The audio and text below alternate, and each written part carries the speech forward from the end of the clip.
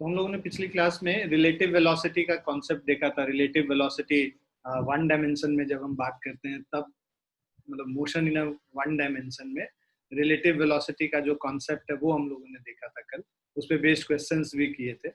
आज हम लोग उसके आगे, आज हम लोग यूनिफॉर्मली एक्सेलरेटेड मोशन का कॉन्सेप्ट स्टार्ट करेंगे। तो अभी तक हम लोग जो भी मोशन पढ़ रहे थे, है ना, motion in a straight line, वो यूनिफॉर्म मोशन वाला पढ़ रहे थे, मतलब जिसमें एक्सेलरेशन जीरो था।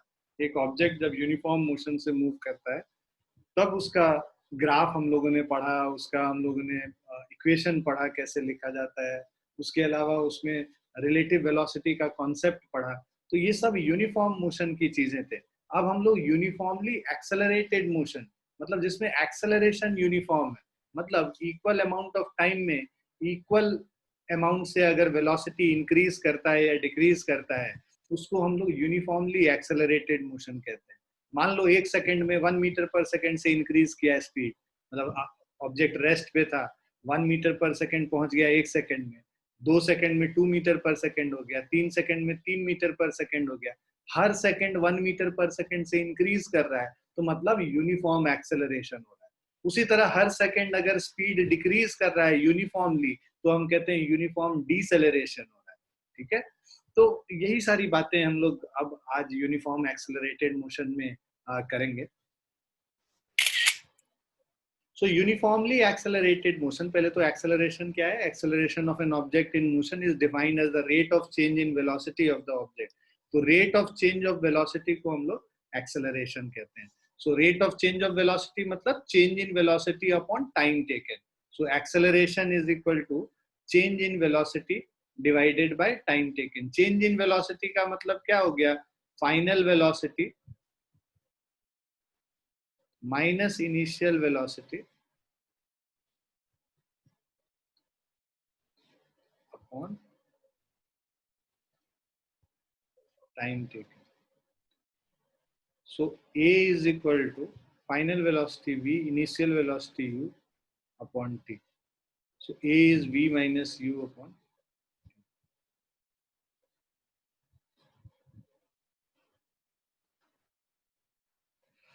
Now acceleration is a vector quantity. It can be positive, negative or zero. Acceleration vector quantity है, पॉजिटिव भी हो सकता है, नेगेटिव भी हो सकता है, जीरो भी हो सकता है। जीरो होगा तो हम लोग केस पढ़ ही चुके हैं, यूनिफॉर्म मोशन वाला, यूनिफॉर्म वेलोसिटी से मूव करने वाला ऑब्जेक्ट, उसका एक्सेलरेशन जीरो होगा। और पॉजिटिव मतलब एक्सेलरेटेड मोशन, नेगेटिव मतलब डिसेलरेटेड या रिटार्डेड मोशन उसको कहते हैं। यूनिट ऑफ एक्सेलरेशन क्या है? मीटर पर सेकेंड स्क्वायर, है ना। Change in velocity by time है, वेलोसिटी का मीटर पर सेकेंड होता है और टाइम का सेकेंड होता है, तो मीटर पर सेकेंड स्क्वायर हो जाएगा। इसका अगर हम लोग डायमेंशनल फॉर्मूला करेंगे एक्सेलरेशन का, तो एक्सेलरेशन का dimensional formula is m0 l1 t-2। ये हमारा डायमेंशनल फॉर्मूला हो जाता है acceleration. Okay, now if the velocity of a body is increasing with time, then the acceleration of a body is positive. अगर velocity time के साथ increase कर रहा है तब हम बोलते हैं कि acceleration positive है। उसी तरह if the velocity of a body is decreasing with time, then acceleration of the body is negative. अगर time के साथ velocity decrease कर रहा है तब acceleration negative होता है। If the body is moving with constant velocity, then the acceleration of the body is zero. अगर कांस्टेंट वेलोसिटी से मूव कर रहा है, वेलोसिटी चेंज नहीं कर रहा है टाइम के साथ में, तो हम बोलेंगे कि एक्सेलरेशन इसका जीरो है। अब negative acceleration is also called retardation और डिसेलरेशन। ये हम लोग अभी बात कर भी रहे थे कि नेगेटिव एक्सेलरेशन को रिटार्डेशन कहते हैं या फिर डिसेलरेशन कहते हैं। ये दो अलग नाम है उसके। क्लियर है सभी बच्चों को? Yes, sir. Yes.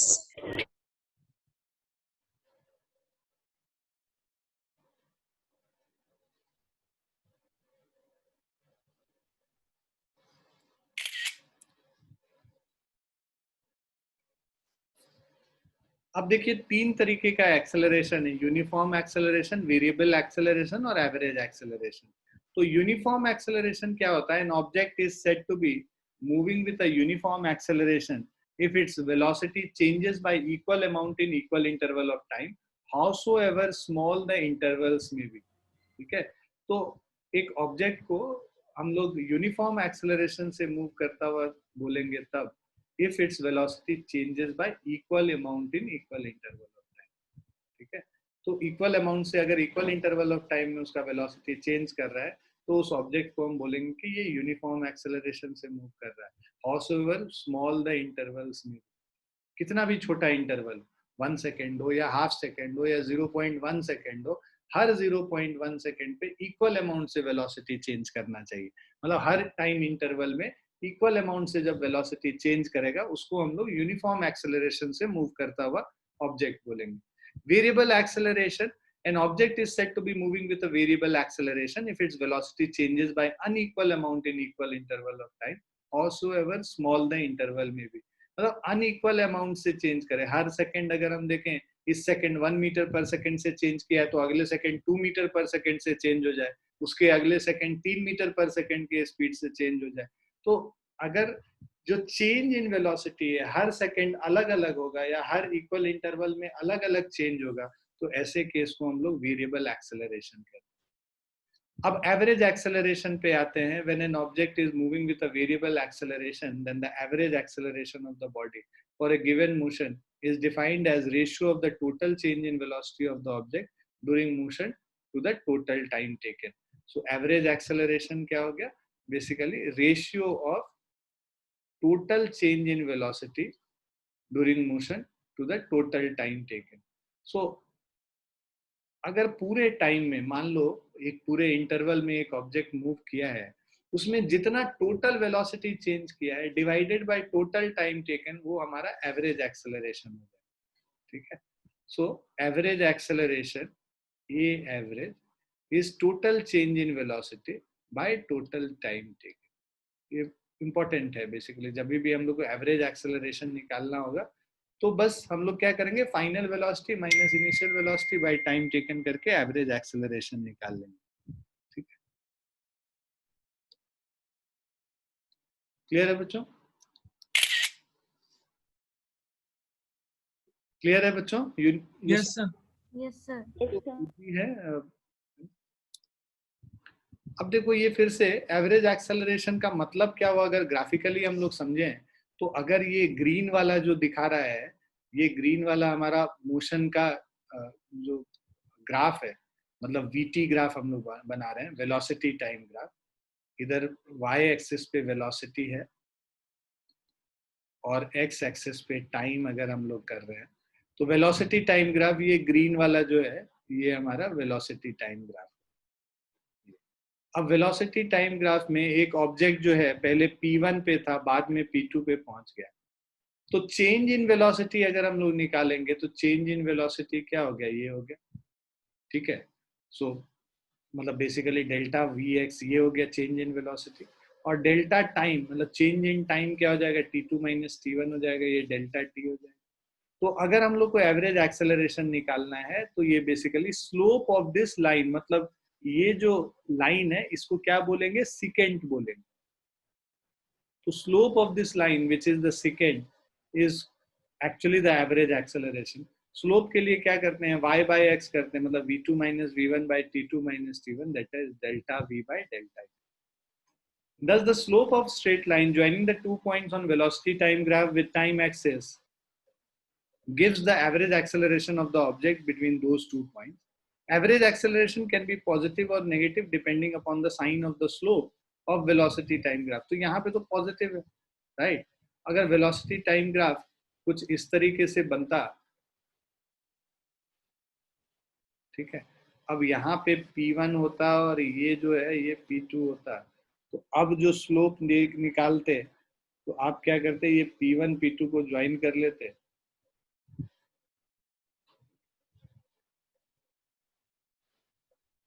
तो ये हमारा डेल्टा V हो गया और ये हमारा डेल्टा T हो गया। अब डेल्टा V यहाँ पे क्या होगा, देखो ये हो गया V2, ये हो गया V1। अब V2 delta V V2 minus V1 करोगे तो ये क्या है, नेगेटिव है ना? तो ये नेगेटिव एक्सेलरेशन यहाँ पे होता है, deceleration. So delta we upon delta T ये एवरेज एक्सेलरेशन होगा. Delta v is v2 minus v1 upon t2 minus t1. So this is basically negative यहाँ पे, क्योंकि v2 छोटा है v1 से, इसीलिए नेगेटिव है. तो मतलब ये हमारा डिसेलरेशन का केस हो गया. ये एवरेज एक्सेलरेशन है, यहाँ रिटार्डेशन हो रहा है. क्लियर है बच्चों? Yes sir. Yes sir.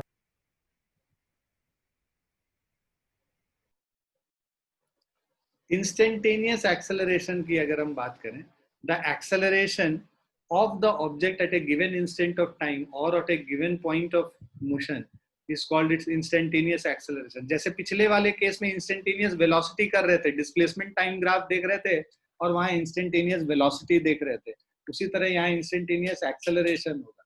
तो बेसिकली क्या है, हम लोग अभी पहले एवरेज एक्सेलरेशन निकाले, तो ये जो सीकेंट था इसका स्लोप निकाल लिया. अब जैसे जैसे टाइम इंटरवल छोटा होता जाएगा, ये हमारा सीकेंट चेंज होता जाएगा और इसका देखो डेल्टा टी कम होता जा रहा है.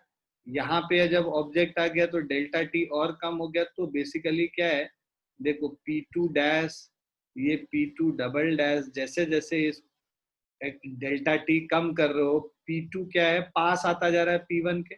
और एक ऐसा इंस्टेंट आएगा जब P2 और P1 दोनों कंसाइड कर जाएंगे और उस समय जो स्लोप होगा, वो टेंजेंट का जो स्लोप होगा, वो स्लोप होगा हमें बताएगा इंस्टेंटेनियस एक्सेलरेशन. तो स्लोप ऑफ टेंजेंट क्या होता है, इंस्टेंटेनियस एक्सेलरेशन बता.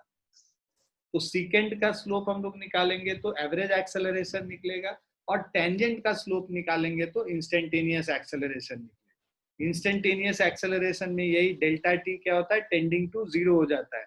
मतलब तो ए एवरेज हमारा जो था, this was delta we upon delta T. अगर हम लोग को इंस्टेंटेनियस एक्सेलरेशन ए आई निकालना है, तो उस केस में लिमिट डेल्टा टी को टेंडिंग टू जीरो करेंगे delta we upon delta T. So delta we upon delta T को हम लोग डीवी अपॉन डी टी करते हैं. अब देखो वेलोसिटी को हम लोग पता है कि v को हम लोग, तो ये d upon D T, v को हम लोग dx अपॉन डी टी लिख सकते हैं. ये ऑलरेडी हम लोग पढ़ चुके हैं पिछले इसमें कि velocity is rate of change of displacement. So dx upon D T हमारा वेलोसिटी हो गया. ठीक है, सो ये dx अपॉन डी टी हो गया. अब इसको अंदर लेके चले जाएंगे, dx अपॉन डी टी को फिर से डिफरेंशिएट किया, तो ये क्या हो गया हमारा, d2x अपॉन dt स्क्वायर. ठीक है, ये इंस्टेंटेनियस एक्सेलरेशन हो गया. ये बेसिकली डबल डिफरेंशिएशन हो गया. मतलब तुम x को टाइम के रेस्पेक्ट में डिफरेंशिएट करो और फिर से उसको डिफरेंशिएट कर दो, तो डबल डिफरेंशिएशन हो रहा है. देखो x को दो बार डिफरेंशिएट कर रहे हैं, इसीलिए इसको हम लोग डबल डिफरेंशिएशन को ऐसे शो करते हैं, d2x by D T square, है ना. इसको dx square by D T square नहीं लिखते हैं, वो लिखने का तरीका नहीं है.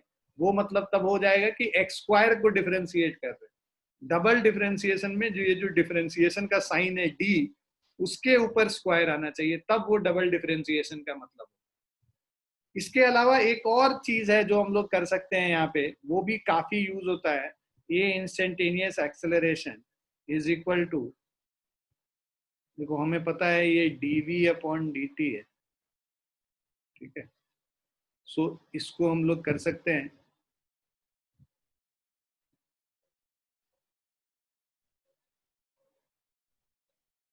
यहाँ पे ऊपर नीचे क्या करेंगे, dx बाई डी टी से मल्टीप्लाई कर लेंगे. सो dv upon dt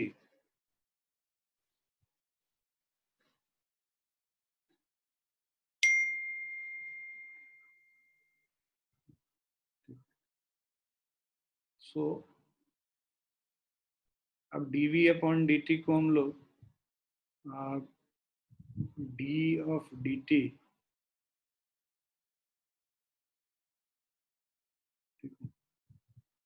d of dt, v को हम लोग dx अपॉन dt लिख लेते हैं, इंटू dt अपॉन dx. ठीक है, dx अपॉन dt v हो गया, तो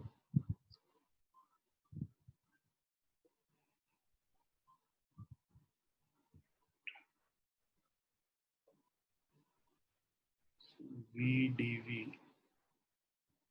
अपॉन dx।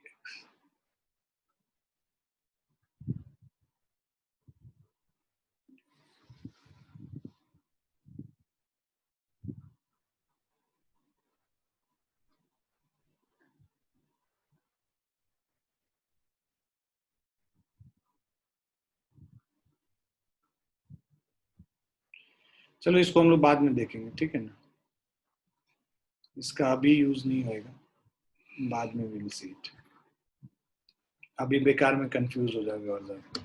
तो ये चीज है, अभी d2x बाई dt स्क्वायर तक करो, ठीक है। बेसिकली हम लोग एक्सेलरेशन को v dv बाई ds भी करते हैं, बट ठीक है, उसको हम लोग we can do it later on, अभी जरूरत नहीं पड़ेगी। तो ये हमारा इंस्टेंटेनियस एक्सेलरेशन वाला है, इसको ध्यान में रखो, ठीक है बच्चों। Yes, sir. Yes, sir. Yes, sir. अब ये कुछ क्वेश्चंस हैं इस पे बेस। फर्स्ट वाला है, the displacement of a particle moving along x axis is given by x is equal to 18t plus 5t square. So इसको हम लोग, अब हमें इंस्टेंटेनियस वेलोसिटी निकालना है। इंस्टेंटेनियस वेलोसिटी vi हमें पता है ये dx अपॉन dt होता है, which is equal to differentiation of 18t plus 5t square with respect to time. So अंदर लेके चले जाएंगे, 18 तो कांस्टेंट है, इसको बाहर कर लिया, differentiation of time with respect to time plus 5 times differentiation of t square with respect to time. अब हमें पता है कि टाइम को टाइम के रेस्पेक्ट में डिफरेंशिएट करेंगे 1 होगा, और t स्क्वायर को डिफरेंशिएट करेंगे तो 2t हो जाएगा, है ना। ये सबको पता होगा मेरे ख्याल से कि अगर x raise to the power n को x के रेस्पेक्ट में डिफरेंशिएट करते हैं तो n into x raise to the power n minus 1 होता है। ये पता है ना सबको? Yes, sir.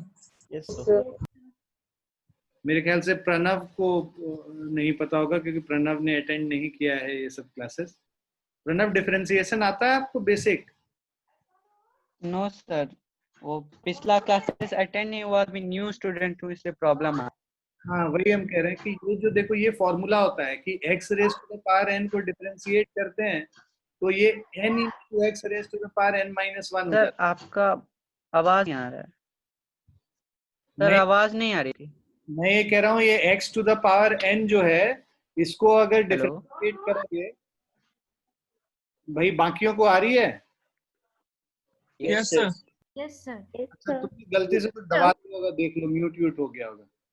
अच्छा, ये x raise to the power n जो है, इसको डिफरेंशिएट करते हैं तो n into x raise to the power n minus 1 होता है। पावर जो है 1 से कम हो जाता है और जो पावर उससे मल्टीप्लाई हो जाता है। So this is equal to 18 into 1 18 हो गया, और 5 इंटू 2t 10t हो जाएगा। अब इसमें हम लोग क्या है, कह रहा है इंस्टेंटेनियस वेलोसिटी कब निकालना है, t is equal to 2 seconds पे।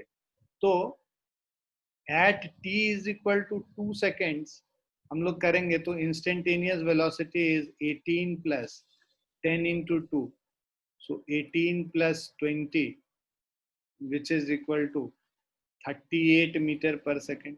ये तो पहला निकल गया, है ना। सेकेंड आपको कह रहा है average velocity t is equal to 2 second से t is equal to 3 second तक। एवरेज वेलोसिटी क्या होगा, net displacement by total time taken, right. तो एवरेज वेलोसिटी के लिए change in velocity by change in displacement delta x by delta t, तो मतलब x2 minus x1 upon t2 minus t1। तो t is equal to 3 second पे displacement क्या हो जाएगा, this is 18 into 3 plus 5 into 3 square. यहाँ पे जहाँ पे ये जो x का वैल्यू दे रखा था ना, इसमें t का वैल्यू 3 सेकेंड डाल दो, ये x2 दे देगा, माइनस t का वैल्यू जब 2 सेकेंड डालेंगे तो x1 आ जाएगा, that is 18 into 2 plus of 5 into 2 square divided by t2 minus t1 करेंगे, सो दिस इज 3 माइनस 2, सो ये क्या हो गया 54 और 9 5 45, 99 हो गया, माइनस 16 और 20 36 हो गया।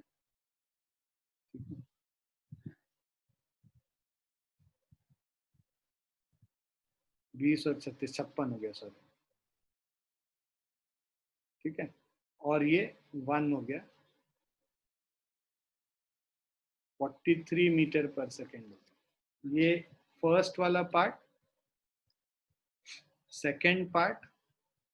अब थर्ड पार्ट आपको कह रहा है इंस्टेंटेनियस एक्सेलरेशन निकालने। इंस्टेंटेनियस एक्सेलरेशन क्या हो जाएगा, dv अपॉन dt। तो dv अपॉन dt, देखो तुम ये v निकाल रखे हो, dv अपॉन dt तो differentiation of 18 plus 10t with respect to time कर लेंगे, तो 18 का डिफरेंशिएशन 0 हो जाएगा, 10t का डिफरेंशिएशन 10 इंटू 1 हो गया, t का डिफरेंशिएशन 1 होता है, कांस्टेंट का डिफरेंशिएशन 0 होता है, तो ये क्या हो गया 10 मीटर पर सेकेंड स्क्वायर। ये हमारा तीसरा पार्ट।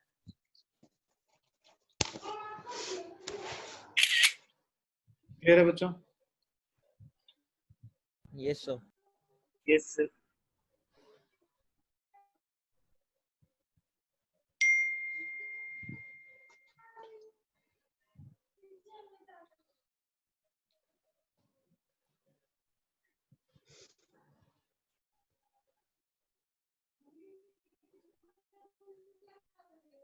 लिख लिया सबने?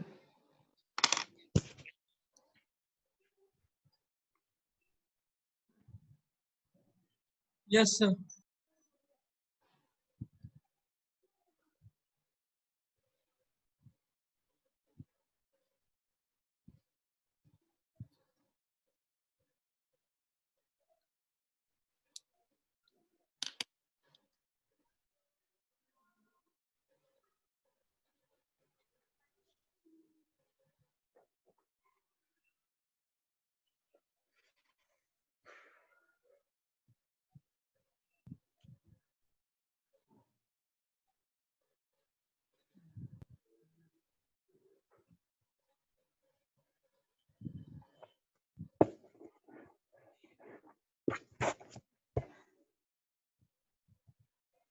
नेक्स्ट क्वेश्चन पे चलते हैं। अब देखो यहाँ पे वेलोसिटी ऑफ द पार्टिकल दे रखा है, the velocity of the particle is given by v is equal to 3t square plus 6 centimeter per second. तो ये वेलोसिटी हो गया, instantaneous velocity. Now find the change in velocity of the particle during the time interval t1 is 2 seconds and t2 is 4 seconds. तो change in velocity delta v is equal to v2 minus v1.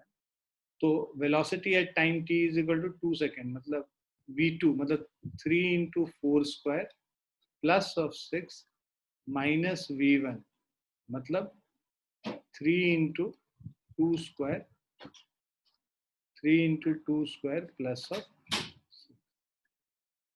this is equal to 54 minus 18, 36 centimeter per second. अब उसके बाद second, ये first part हो गया। Second part, the average acceleration during the same time interval. So average acceleration is equal to change in velocity delta v upon delta t। So delta v दे रखा है 36 centimeter per second, delta t 4 minus 2 2 हो गया, 36 upon 2 is 18 centimetre per second square. Third है हमारा instantaneous acceleration. So instantaneous acceleration dv upon dt होता है, तो differentiation of 3t square plus 6 with respect to time is 60 और time का value कितना है 4 सेकेंड पे बोल रहा है, तो at t is equal to 4 seconds, instantaneous acceleration is 6 into 4, that is 24 centimeter per second square. Clear है? Yes, sir. Yes, sir.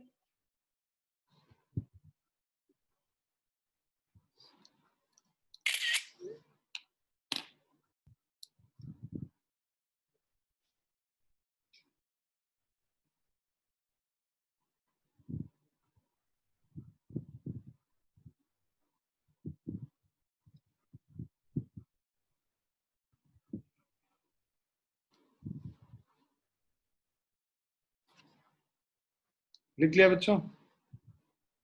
Yes, sir. Yes, sir.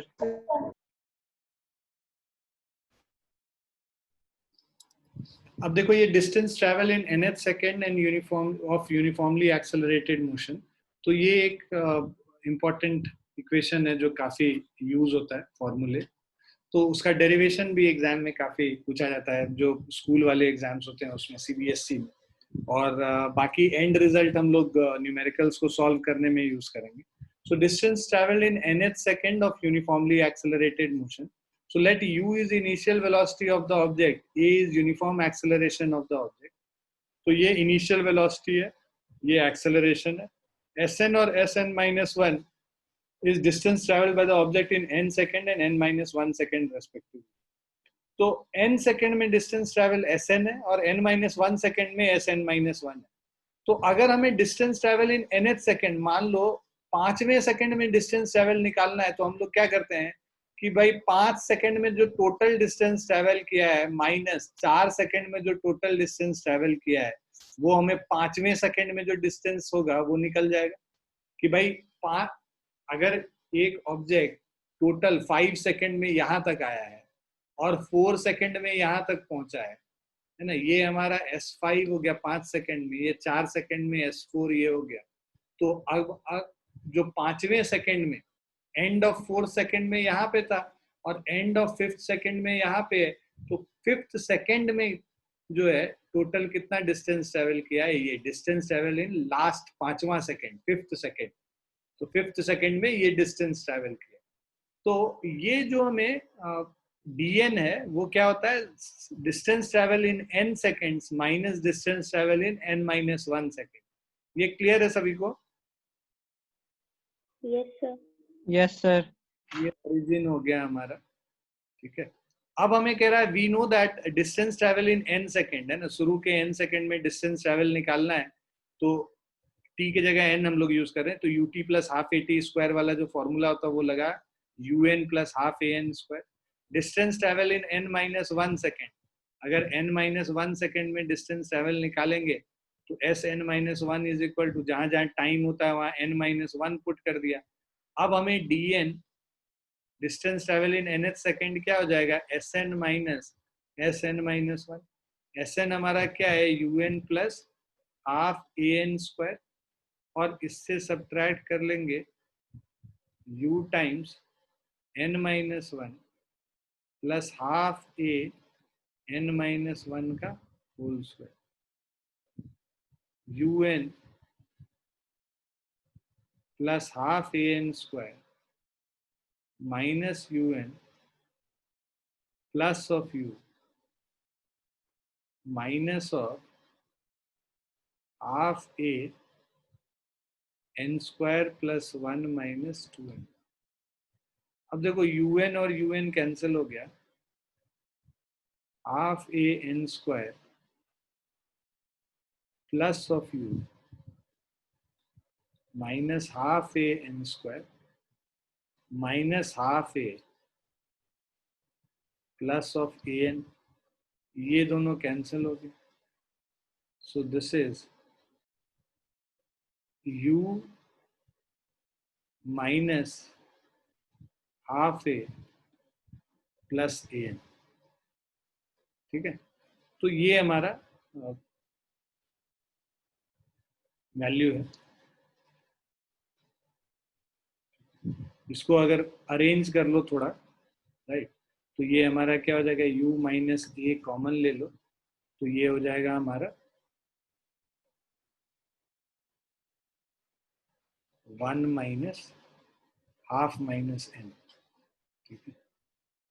सो u माइनस ए 1 माइनस 2n/2। बहुत सारे तरीके हैं इसको याद करने के लिए। तो ये इस तरीके से हम लोग nth सेकेंड में क्या डिस्टेंस ट्रेवल कर रहा है वो निकालते हैं। तो अगर फाइनल फॉर्मूला देखोगे यहाँ पे,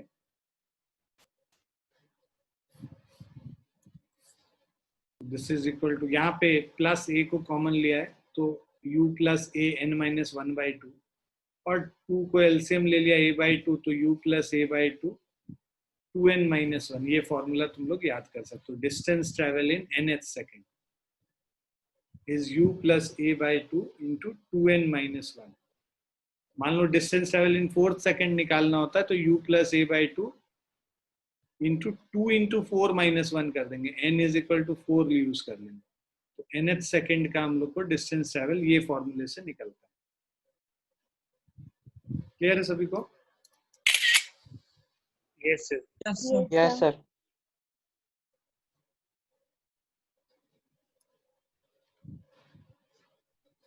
अब देखो, नॉर्मल जो फॉर्मूले तुम लोग ऑलरेडी जानते ही हो, will just right it again in a different format so that you understand कि किस तरह से ओरिजिन और टाइम और ये सब चीज को कंसिडर किया जाता है। सो फॉर्मूले for uniform accelerated motion along a straight line.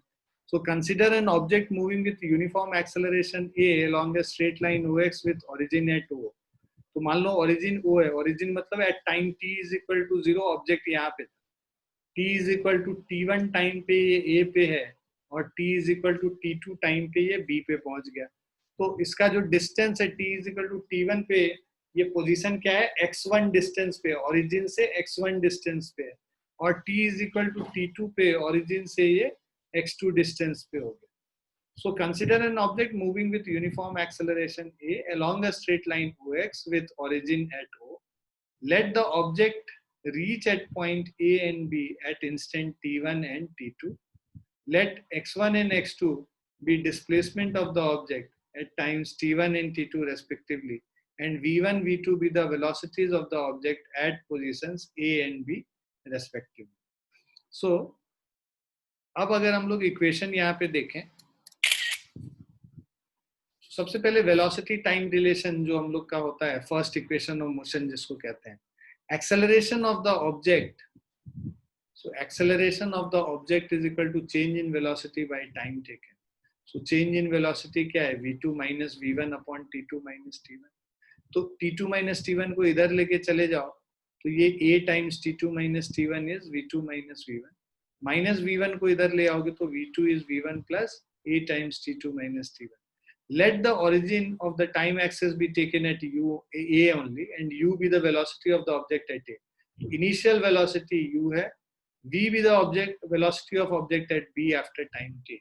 तो देखो, तो यहाँ पे जो v1 था, इनिशियल वेलोसिटी u हो गया, इनिशियल टाइम 0 है, फाइनल वेलोसिटी v हो गया और फाइनल टाइम t हो गया, t2 t हो गया।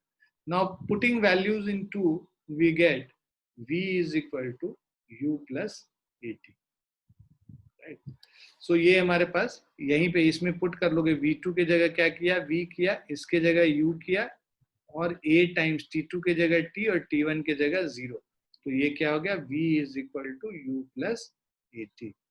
ये हमारा इक्वेशन ऑफ मोशन है जो हम लोग को पता है पहले से, राइट?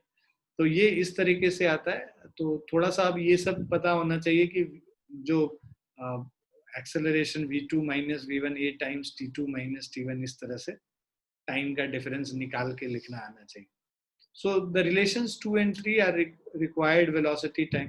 तो हम लोग इसको ऐसे भी लिख सकते हैं जनरल फॉर्म में, और अगर टाइम इनिशियल टाइम 0 है तो उसको इस फॉर्म में भी लिख सकते हैं। तो ये तो हम लोग 9th क्लास में ऑलरेडी पढ़े ही हुए हैं, ये अब 11th क्लास में इसमें थोड़ा सा मॉडिफिकेशन है। क्लियर है बच्चों? तो ये हो गया हमारा फर्स्ट इक्वेशन ऑफ मोशन। ठीक है, अब हम लोग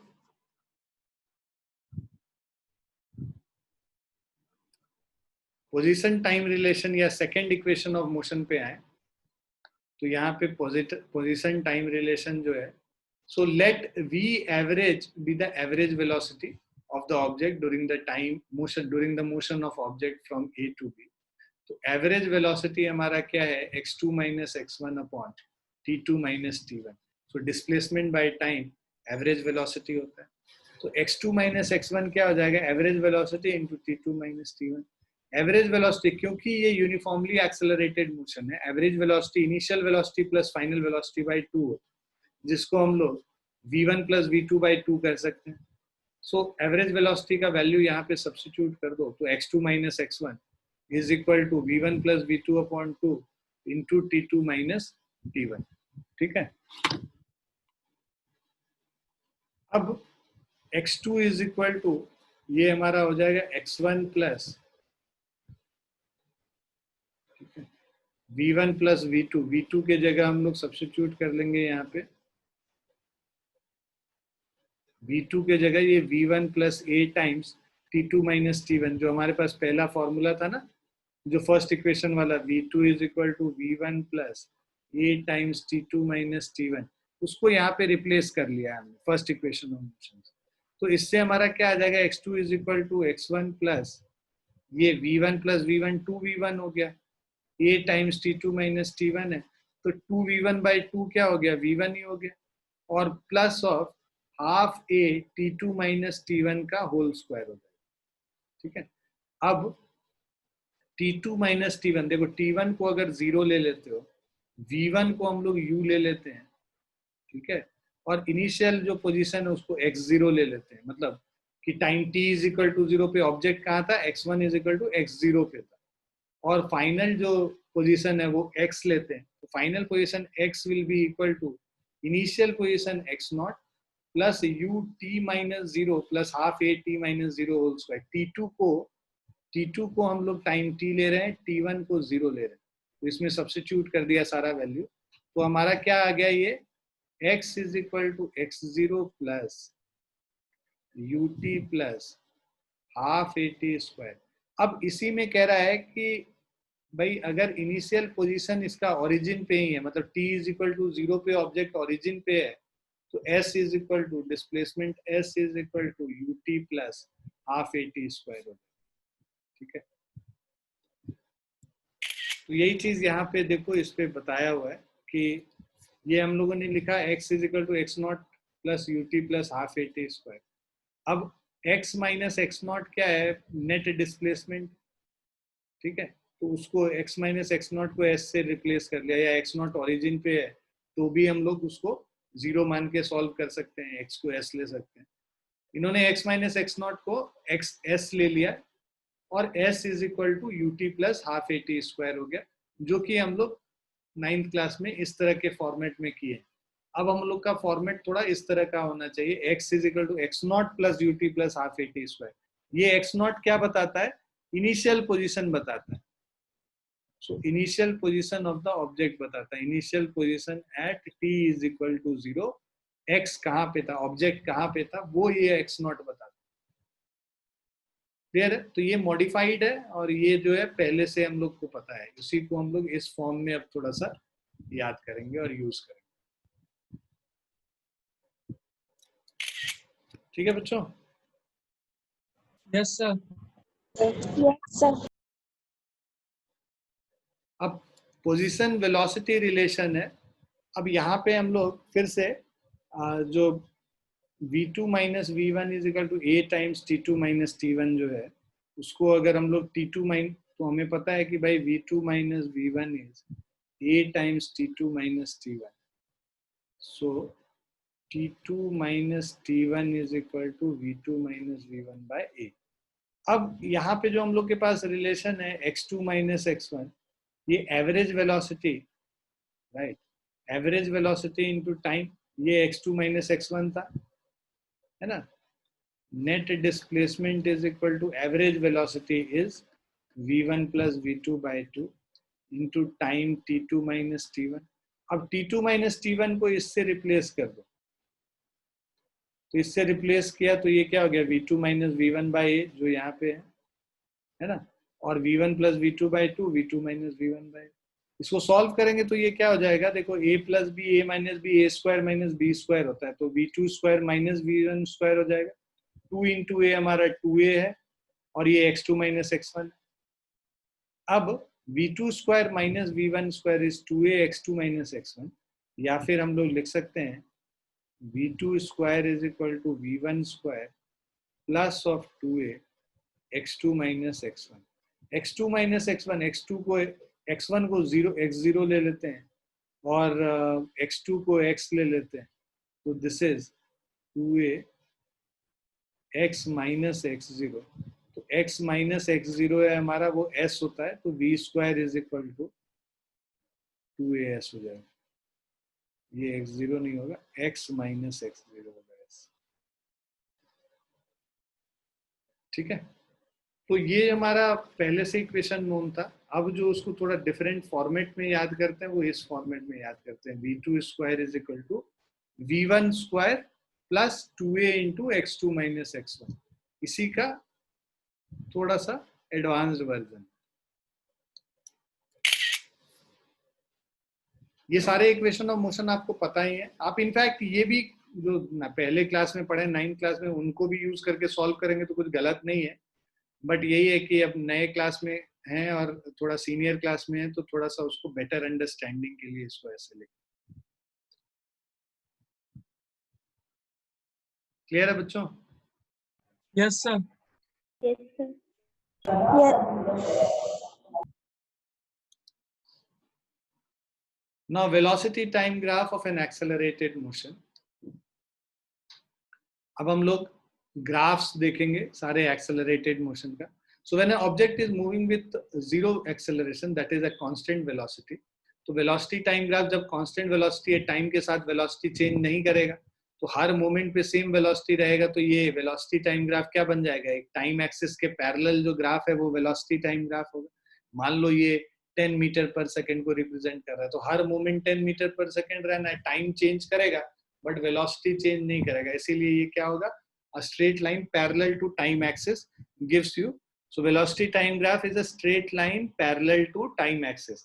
किसके लिए, जब जीरो एक्सेलरेशन की बात कर रहे हैं या कांस्टेंट वेलोसिटी की बात कर रहे हैं। ठीक है, सेकंड है when an object is moving with constant positive acceleration having zero initial velocity। तो देखो यूनिफॉर्म एक्सेलरेशन से कोई ऑब्जेक्ट मूव करेगा तो वीटी ग्राफ उसका स्ट्रेट लाइन होता है मेकिंग सम एंगल, और पॉजिटिव एक्सेलरेशन का मतलब ये जो है ग्राफ इस तरह से बनेगा ऊपर की तरफ, एज वी गो राइट वो ऊपर की तरफ होता जाएगा, स्लोप जो है will be less than 90 degree, मतलब एक्यूट एंगल। तो ये क्या है, कांस्टेंट पॉजिटिव एक्सेलरेशन, सो uniform positive acceleration, uniform positive acceleration का ये ग्राफ हो गया, और ये यूनिफॉर्म वेलोसिटी का ये ग्राफ हो गया। So object moving with uniform velocity, ये ग्राफ, यूनिफॉर्म पॉजिटिव एक्सेलरेशन का ये, कब, जब इनिशियल वेलोसिटी इज जीरो। ये भी ध्यान रखो, अगर इनिशियल वेलोसिटी जीरो नहीं होता तो कुछ इस तरीके का ग्राफ होता, मतलब t is equal to zero पे ऑलरेडी कुछ वेलोसिटी होती, अगर t is equal to zero पे वेलोसिटी जीरो है तो इनिशियल जीरो वेलोसिटी के लिए ये, और initial when the zero velocity is not zero initially तब ये वाला ग्राफ। ठीक है, सो ये कब है, when initial velocity is not zero. Clear है बच्चों? Yes, sir. Yes, sir. देखो यहाँ पे थर्ड वाला दे भी रखा है, when an object is moving with positive constant acceleration having some initial velocity, मतलब व्हेन एन इनिशियल वेलोसिटी यहाँ पे जीरो नहीं है। ठीक है ना, so when initial velocity is not zero. ठीक है, बट हाँ यहाँ पे भी पॉजिटिव कांस्टेंट एक्सेलरेशन है. When an object is moving with increasing acceleration मतलब नॉन यूनिफॉर्म एक्सेलरेशन है ये. ठीक है, तो ये हमारा नॉन यूनिफॉर्म एक्सेलरेशन के केस में स्ट्रेट लाइन नहीं बनेगा, कर्व बनेगा. और नॉन यूनिफॉर्म एक्सेलरेशन पॉजिटिव है तब ऐसा बनता है, और नॉन यूनिफॉर्म एक्सेलरेशन नेगेटिव है तो ऐसा बनेगा. क्लियर है? ये हमारा नॉन यूनिफॉर्म एक्सेलरेशन नेगेटिव हो. क्लियर है बच्चों? Yes, sir. Yes, sir.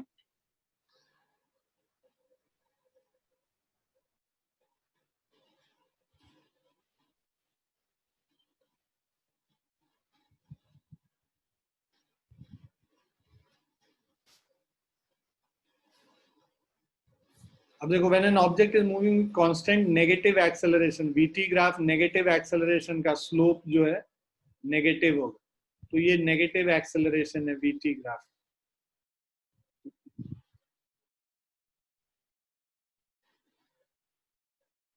So acceleration is negative in this case. An object is moving with uniform negative acceleration having negative initial velocity. यहाँ positive initial velocity है इसीलिए यहाँ पे, और negative initial velocity का मतलब ये कुछ इस तरीके से मिलेगा. तो देखो initial velocity भी negative है यहाँ पे, negative acceleration with initial negative velocity. So ये हमारा हो गया negative acceleration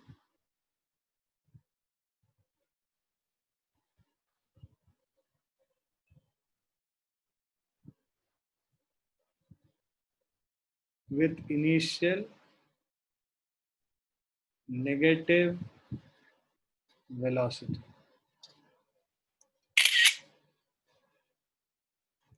क्लियर है बच्चों? Yes, sir.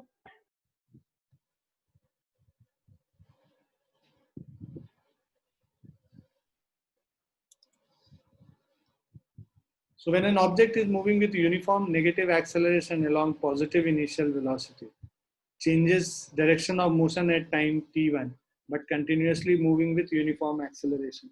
तो देखो जब इस तरीके का ग्राफ है इसका मतलब क्या हो गया कि इनिशियल वेलोसिटी पॉजिटिव है, but eventually at time t is equal to t1 देखो वेलोसिटी फिर इसके नीचे जाएगा तो नेगेटिव हो जाएगा. तो मतलब इनिशियल वेलोसिटी पॉजिटिव 0 हुआ और 0 होने के बाद फिर नेगेटिव हो गया. मतलब एक ऑब्जेक्ट इधर मूव कर रहा था, डिसेलरेट करता गया, रेस्ट पे आया, रेस्ट पे आने के बाद वापस इधर घूम गया और वापस ये एक्सेलरेट करने लगा. ठीक है, तो ये इसका ग्राफ जो है कुछ इस तरीके से होगा. इनिशियल वेलोसिटी u है पॉजिटिव, डिसेलरेट करता रहा, फाइनल वेलोसिटी 0 हुआ, फिर से फर्दर डिसेलरेट कर रहा था तो ये घूम जाएगा और इधर एक्सेलरेट करके मूव. क्लियर है बच्चों? अब हम लोग ये पोजीशन टाइम ग्राफ करते हैं. पोजीशन टाइम ग्राफ मतलब xt ग्राफ कर रहे हैं. When an object is moving with uniform positive acceleration, तो xt ग्राफ का पॉजिटिव एक्सेलरेशन इस तरीके से और xt ग्राफ का नेगेटिव एक्सेलरेशन है ना. तो ग्राफ का mouth, parabola mouth opening upward मतलब पॉजिटिव एक्सेलरेशन, राइट. और ग्राफ का मुंह नीचे है ना, तो उसका देखो इसका मुंह नीचे की तरफ है तो ये नेगेटिव एक्सेलरेशन हो जाएगा xt ग्राफ. ध्यान देना ये पोजीशन टाइम ग्राफ है, तो पोजीशन टाइम ग्राफ में एक्सेलरेशन का मतलब कर्व बनेगा. तो ये पोजीशन टाइम ग्राफ है. एक्सेलरेशन का कर्व का माउथ ओपनिंग अपवर्ड है तो पॉजिटिव एक्सेलरेशन, कर्व का माउथ ओपनिंग डाउनवर्ड है तो नेगेटिव एक्सेलरेशन. क्लियर है बच्चों? Yes, sir. Yes, sir.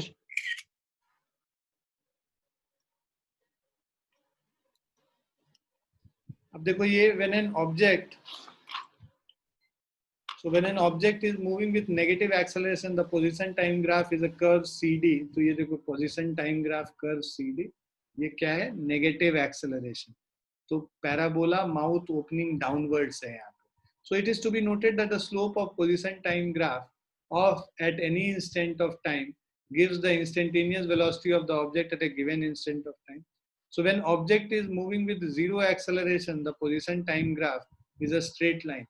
तो जीरो एक्सेलरेशन का मतलब यूनिफॉर्म वेलोसिटी से, अब अगर यूनिफॉर्म वेलोसिटी से पोजीशन टाइम ग्राफ बनाओगे तो स्ट्रेट लाइन ही आएगा, तो ये जीरो एक्सेलरेशन का केस होगा। Okay,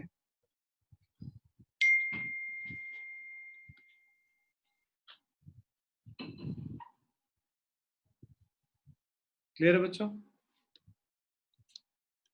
Yes, sir.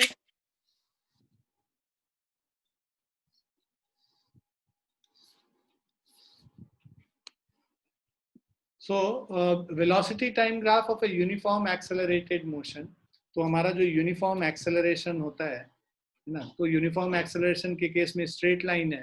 तो अच्छा, इस ग्राफ का को यूज करके क्या क्या हम लोग निकाल सकते हैं? इस ग्राफ को यूज करके हम लोग एक्सेलरेशन निकाल सकते हैं। एक्सेलरेशन कैसे निकालते हैं? स्लोप करके निकालते हैं। स्लोप मतलब the tan of the angle here, तो स्लोप यहाँ पे इस ग्राफ का क्या हो जाएगा? BC अपॉन AC हो जाएगा। तो मान लो ये जो BC है, ये BC क्या है? V2 माइनस V1 होगा, और ये जो AC है ये T2 माइनस T1 हो जाएगा। तो अब अगर हम लोग को एक्सेलरेशन A निकालना है तो वो क्या हो जाएगा? V2 minus V1 upon T2 minus T1। तो बेसिकली ग्राफ से अगर हम लोग को निकालना है तो slope of VT graph is equal to acceleration, ठीक है। एंड दूसरा हम लोग को क्या निकलता है? Area under VT graph is equal to displacement, ठीक है। वेलोसिटी टाइम ग्राफ के अंदर का जो एरिया होगा, मान लो अगर ये पूरा एरिया हम लोग निकाल लें तो this area is basically equal to the displacement of an object going from A to B। अगर डिस्प्लेसमेंट ग्राफिकली निकालना है तो इस ट्रेपीजियम का एरिया निकाल लेंगे, उससे हम लोग को डिस्प्लेसमेंट निकल के आ जाएगा। क्लियर है बच्चों? Yes, sir. Yes, sir. Yes, sir. देखो ये सब हम तेजी से Yes, sir. सीख रहे हैं क्योंकि ये सब तुम लोग प्रीवियस क्लासेस में पढ़ चुके हो, मतलब 9th क्लास में ऑलरेडी पढ़ चुके हो। जहां किसी को नहीं समझ में आए मुझे रोक के पूछ लेना। तो डिस्टेंस ट्रैवल की अगर हम बात करते हैं, distance travel in a given time interval is average velocity into time interval. Average velocity v1 plus v2 by 2 into t2 minus t1 करते हैं, तो बेसिकली एरिया ऑफ ट्रेपीजियम निकल जाता है। सो दस the distance traveled by an object in a given time interval of a uniformly accelerated motion is equal to area under velocity time graph. So area under velocity time graph gives us the distance traveled, ठीक है, with time axis from the given interval of time,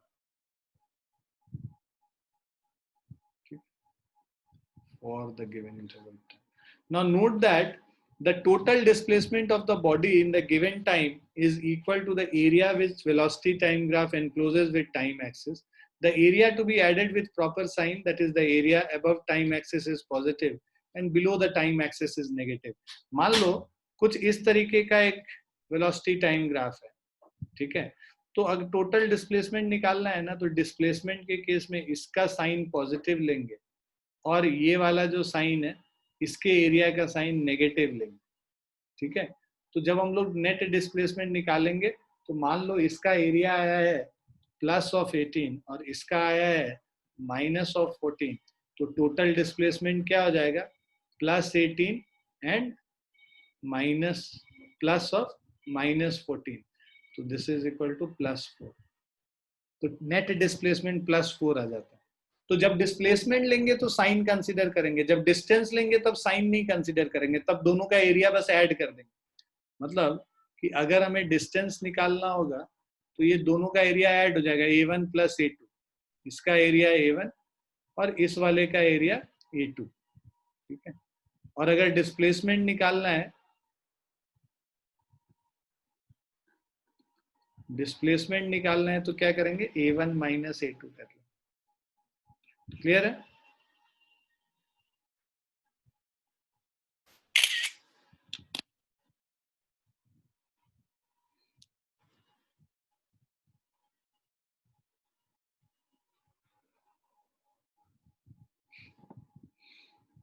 clear है बच्चों? Yes, sir. Yes, sir. Yes, sir. चलो we'll stop here for the day. इसके आगे हम लोग next class में करेंगे, थोड़ा सा रह गया है और उसके अलावा कुछ न्यूमेरिकल्स करेंगे इस पे बेस्ड। तो motion in a straight line मेरे ख्याल से 2 दिन और लगेगा, उसमें फिनिश हो जाएगा। आज ट्यूसडे है ना, तो इस वीक में हम लोग motion in a straight line खत्म कर लेंगे। ठीक है बच्चों? Yes, sir. Yes, sir. ठीक है बच्चों, okay, bye and take care. Thank you, sir. Thank you, Thank you, sir. sir.